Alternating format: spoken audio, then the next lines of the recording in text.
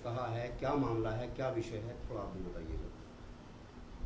2 अक्टूबर को दशहरा है साहब, और हर साल दशहरे पे पूजन होता है और ज़िले के सब लोग आते हैं। तो मैं तो गांव-गांव जाके लोगों को अपने पुराने जो हमारे संबंध हैं, मेरे पिता मेरे दादा विधायक रहे, तो अपने सभी बुज़ुर्गों को और साथियों को निमंत्रण देने जा रहा, गांव-गांव घूम रहा हूँ। हर साल ही घूमता हूँ उस समय, तो मैं देख नहीं पाया सर, आपको बताना पड़ेगा क्या कहा उन्होंने क्या नहीं कहा। आपने 65 करोड़ रुपए वाला जो बजट था उसको लेकर कुछ सवाल उठाए थे। उनका ये मानना है, वो जो कह रहे हैं आज जो प्रेस कॉन्फ्रेंस की है, कि आप टारगेट कर रहे हैं उन्हीं को, कहीं ना कहीं जुलाई 2023 में माननीय विधायिका सुची चौधरी जी का फेसबुक देखिए, उसमें उन्होंने स्वयं लिखा है कि उन्होंने मुख्यमंत्री जी को महाराज जी कहा है कि महाराज जी के द्वारा ये पैसा भेजा गया है। और उसमें उन्होंने जो पहला पॉइंट है उनकी फेसबुक में, वो है कि रावली का जो बांध है, एफ्लक्स बांध जो है बैराज का, उसका रख रखाव के लिए पैसा आया है। जैसे आप जानते हैं वो बांध बिल्कुल कटने वाला था, भगवान की कृपा से ही बचे हैं।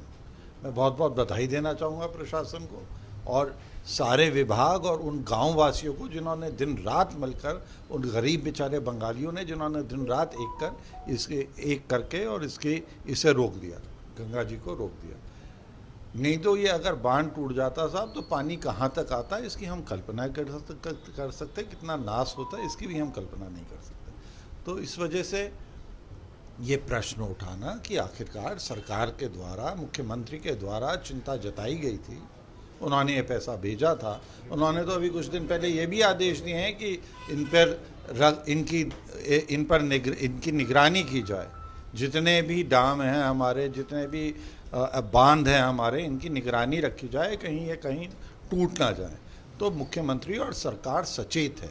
प्रश्न ये है कि जो मुख्यमंत्री के आदेशों का क्रियान्वयन कर रहे हैं ज़मीन पर, ज़िले में, उन्होंने ये कार्य क्यों नहीं किया? बाढ़ नियंत्रण विभाग ने ये कार्य अभी तक क्यों नहीं किया? बैराज के जो रख रखाव का कार्य कर रहे हैं, ये उन्होंने कार्य क्यों नहीं किया? ये प्रश्न उनका है, मैंने तो किसी का नाम नहीं लिया। ये प्रश्न उनका है। कहाँ से हमें सूचना मिल रही है? माननीय विधायिका खुद अपनी फेसबुक पे लिख रही हैं। तो ये सवाल जवाब माननीय विधायिका दें, माननीय विधायिका दें ना ये सवाल जवाब। हमारे ज़िले के इस समय सबसे सीनियर विधायक अशोक राणा जी हैं। आप सब पत्रकार लोग हैं, बड़े सचेत हैं, सब राजनीति जानते हैं, समझते हैं। मैं आप सबसे एक चैलेंज से सवाल पूछता हूं और आप जवाब नहीं दे पाएंगे। अशोक राणा जी की पत्नी का नाम बताइए। 89 में विधायक बन गए थे, अशोक राणा जी की पत्नी का नाम क्या है? ये फैमिली की कोई दुकान या कारोबार नहीं है सर। जो होता है विधायक, काम उससे लिया जाता है, प्रश्न उससे पूछा जाता है, काम उसे करना पड़ता है, क्योंकि कोई केवल वो ही अधिकृत है विधानसभा के अंदर जाने के लिए, केवल वो ही अधिकृत है भारतीय जनता पार्टी की बैठक में अंदर आने के लिए। ये तो जिले की बैठक में आप वैसे घुसे जाएं बिना बुलाए तो वो अलग बात है, मगर प्रदेश कार्य समिति में आप परिवार का सदस्य एंट्री नहीं कर सकता। जो प्रदेश कार्य समिति का सदस्य होगा या विधायक होगा वो ही जाएगा। तो ना ये पार्टी की परंपरा है, ना ये सरकार की परंपरा है कि सारा परिवार बोलने लगे। तो आप ये कह रहे हैं कि विधायक प्रतिवाद प्रेस कॉन्फ्रेंस नहीं करनी चाहिए? सबको करनी चाहिए, मगर वो आप खुद ही जवाब दे रहे हैं कि वो प्रेस कॉन्फ्रेंस इसलिए कर रहे हैं क्योंकि वो पति हैं।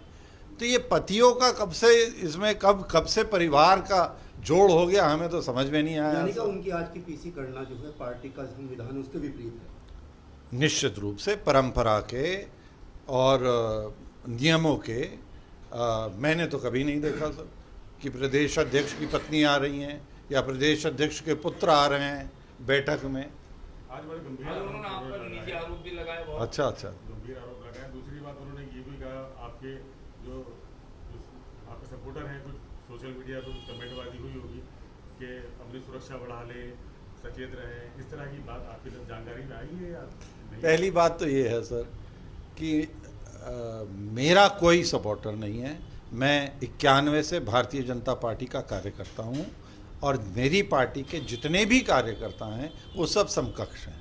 कुछ समय के लिए पार्टी हमें सिर्फ व्यवस्था चलाने के लिए कोई पद दे देती है। मैं भाग्यशाली हूँ सर, मैं एमपी बना, मंत्री बना, एमएलए बना, बार बार ये पद मुझे मिले। जब नहीं होते तो हम सब समकक्ष कार्य करता हैं, हम में से कोई बड़ा नहीं है, कोई छोटा नहीं है। कुछ दिनों के लिए सिर्फ व्यवस्था के लिए हमें बड़ा मान लिया जाता है, केवल व्यवस्था चलाने के लिए। तो क्या आप सुरक्षा मेरा कोई कार्यकर्ता नहीं है सर, हम सब भारतीय जनता पार्टी के कार्यकर्ता हैं, और केवल भारतीय जनता पार्टी के कार्यकर्ताओं को नहीं, ये तो हर बिजनौर के वोटर को, हर ज़िले के वोटर को, हर प्रदेश के निवासी को ये हक है कि वो पूछे कि ये 65 करोड़ रुपया जो माननीय मुख्यमंत्री जी ने यहाँ के गरीब किसानों के लिए भेजा था, उनकी भूमि कट रही है, उनकी कृषि भूमि कट रही है, उनके घर बह जाते हैं, उनके गांव बह जाते हैं कट कट के, ये क्यों नहीं लगा? कार्य के नाम पर हमें दिखाया जा रहा है एक प्लास्टिक की चद्दर, वो फट चुकी है, 1 साल पहले लगी थी, अभी फट गई है। उसे कह रहे हैं ये जियो ट्यूब है। साहब कुछ ही नाम दे दीजिए, वो फटी क्यों 1 साल में? जो 20 साल पहले मेरे टाइम पे ठोकर लगाई गई थी, जिसे इंग्लिश में कहते हैं बोल्डर स्टड, वो आज भी खड़े हुए हैं। वैसे बोल्डर स्टड क्यों नहीं लगे? 1 करोड़ रुपए में भी अगर एक स्टड लग जाता, 65 करोड़ से 65 स्टड अगर लग जाते तो इस जिले में कभी कटान ना होता। सिंचाई विभाग से आपने पूछा था इस बारे में? मैं तो प्रश्न पूछ रहा हूं, जवाब मेरे ख्याल से आपकी बात बिल्कुल सही है कि जवाब तो सिंचाई विभाग को देना है। ये बेचारे बीच में ये क्यों उलझ गए? क्या बात है? कोई दाल में काला है क्या सर? आप ही बताएंगे। मैं क्यों बताऊं सर? मैं तो प्रश्न पूछ रहा हूं, मैं आपसे बिल्कुल सहमत हूं। उत्तर तो सिंचाई विभाग भी नहीं, सिंचाई विभाग के बाढ़ खंड द्वारा आना चाहिए था। ये बाढ़ खंड का काम है, सिंचाई का नहीं है। ये तो सिंचाई विभाग के जो बाढ़ नियंत्रण का काम है, उसमें जो अधिकारी हैं, कुछ मुरादाबाद में बैठते हैं, कुछ धामपुर में जो यूनिट है वो मेरे ही द्वारा खुलवाया गया था जब मैं मंत्री था, ये उन्हें देना चाहिए जवाब। उसका क्रियान्वयन करना ना करना, उसकी डिटेल देना, ये उनका काम है। विधायक जी का ये कहना है, विधायिका जी का, कि ये 65 करोड़ तो इस तटबंध के लिए आया ही नहीं था, एमपी साहब को तो ये पता ही नहीं है। सही बात है, मगर उन्होंने ही अपनी फेसबुक में लिखा है, मैं आपको अभी भेज देता हूँ उनकी फेसबुक का लिखा हुआ, उनसे पूछिए या बताइए कि कृपया करके ऐसी सूचनाएं देके हम हमारे ज़िले की सीधी सी जनता को ऐसे भ्रमित ना करें। अगर नहीं भेजा था और अगर ये काम नहीं था तो उसमें पहला बिंदु लाल स्याही से लिखा हुआ है, पहला बिंदु लाल इंक से है, बैराज के तटबंध का रखरखाव। मैं आपको भेज दूंगा। आज की प्रेस कॉन्फ्रेंस के बाद क्या हाईकमान को शिकायत वगैरह करें, जो नाराजगी है इस बात को लेकर? ये प्रेस कॉन्फ्रेंस तरह की नहीं करनी चाहिए। हमें काम से मतलब है। माननीय मुख्यमंत्री जी द्वारा जो एक भी पैसा भेजा जा रहा है वो जनता के काम में, जनता के सदुपयोग में, गरीबों के लिए लगे, क्योंकि उन्हें गरीबों की चिंता है। ऐसा ईमानदार प्रधानमंत्री और मुख्यमंत्री ना देश ने कभी देखा, ना कभी देख पाएगा। मुख्यमंत्री जी की बहन एक चाय का ढाबा चलाती हैं हाईवे पे उत्तराखंड में। प्रधानमंत्री जी की माँ जब आखिरी बार वोट डालने गई तो वो साइकिल रिक्शा से गई। ऐसे ईमानदार प्रधानमंत्री और ऐसे ईमानदार मुख्यमंत्री का काम, उनका दिया हुआ पैसा यहाँ ज़मीन पर ना पहुँच पाए, तो ये हम सब भारतीय जनता पार्टी के मतदाताओं की, वोटरों की और सारी जनता की जिम्मेदारी है कि हम इस पे शासन की और सरकार की नज़र डलवाएं। मैं निश्चित रूप से जांच की मांग ऊपर तक करूंगा और मुझे पूरा विश्वास है इस काम में जांच होगी। विधायकपति जी ने कुछ निजी हमले भी किए हैं आप पर, भगवा वस्त्र पर भी कहा है कि रावण की संज्ञा दी है आपको कि रावण भी पहनता था भगवा वस्त्र और वो जनता को बदलाने का काम करता था, तो इसके बारे में आप क्या कहेंगे? इस बारे में मैं तो साहब बहुत सालों से भगवा वस्त्र पहन रहा हूँ। एक बात है, ये कुर्ता पहन रहा हूँ। दूसरी बात ये है कि मैं समर्पित कार्यकर्ता हूँ। ये तो अभी आए हैं पार्टी में, 2017 के चुनाव में आए हैं। 2017 में जिन वजहों से ये आए गए वो पूरा गांव जेल में पड़ा रहा। आज भी इनसे चंदा वसूला जाता है वकीलों को पैसे देने के लिए। वकील कौन है ये भी सबको पता है। वो इस बात पे भी है ना। गांव वालों से पूछिए साहब, जो जेल में भी पड़े रहे 3 साल तक और चंदा भी जमा कर करके इन्हें देते रहे, इनकी बेल हो गई और गांव वाले अंदर ही पड़े रहे हैं जी।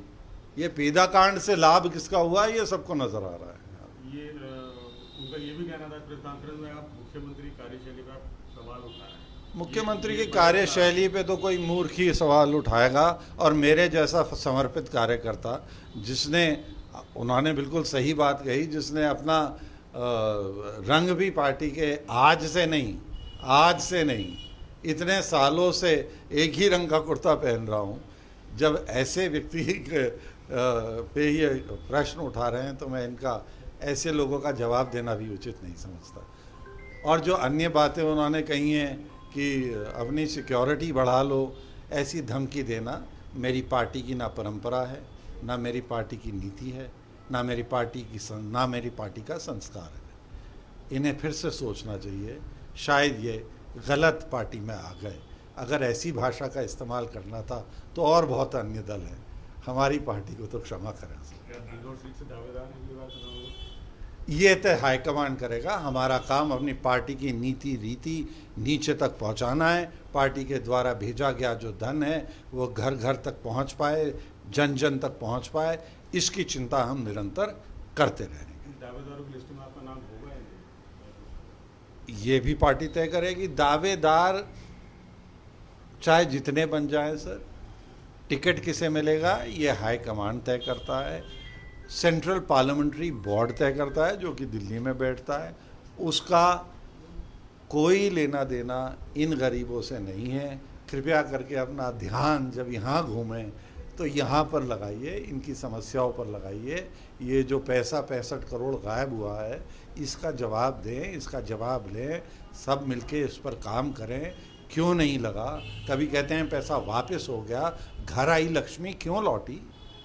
सरकार से पैसा लेना इतना कठिन है, ये आपने आधे से ज़्यादा धन क्यों लौटने दिया? क्यों नहीं अन्य प्रोजेक्ट हुए थे तभी सैंक्शन जो थे वो पूरे क्यों नहीं किए गए? ये वापस क्यों लौटा? ये चिंताएं क्यों नहीं हम इन पर क्यों नहीं चर्चा कर रहे? निश्चित रूप से कर रहा हूं और इस पे ऊपर तक जाके करेंगे और करवाएंगे और दोषियों को दंडित करवाएंगे। कौन से मंत्री? स्वतंत्र देव। हाँ, निश्चित रूप से उनसे भी कहेंगे और मैं आपको विश्वास दिला रहा हूँ कि जांच होगी। अच्छा, कहीं ये वजह तो नहीं रही कि आपको जनता चाहती है और उन्होंने बरसाती मेंढक कहा आपको कि आप लोग यहाँ पर टिकट की दावेदारी करेंगे तो उनका टिकट कट सकता है, तो इसलिए आपको बरसाती मेंढक कह के वो बौखला गया हूँ और आप पर आरोप लगा रहा हूँ। मैं तो केवल इतना कहना चाहूँगा कि साहब, चुनाव हिंदुस्तान में पहली दफ़ा 1937 में हुआ था। वो चुनाव मेरे दादाजी जीते थे, उसके बाद बार बार मेरे पिताजी जीते हैं और उसके बाद मैं भी जीता हूँ। MP भी रह ली है, मंत्री भी रह ली है, विधायक भी रह ली है। आपके जो ज़िला का पुरातत्व अभिलेखन है उसके मुताबिक सहारनपुर का किला 400 साल पहले बन गया। अगर ऐसे पुराने इस ज़िले के रहने वालों को भी बरसाती मेंढक कहा जा रहा है तो आपकी परिभाषाओं का बहुत बहुत धन्यवाद।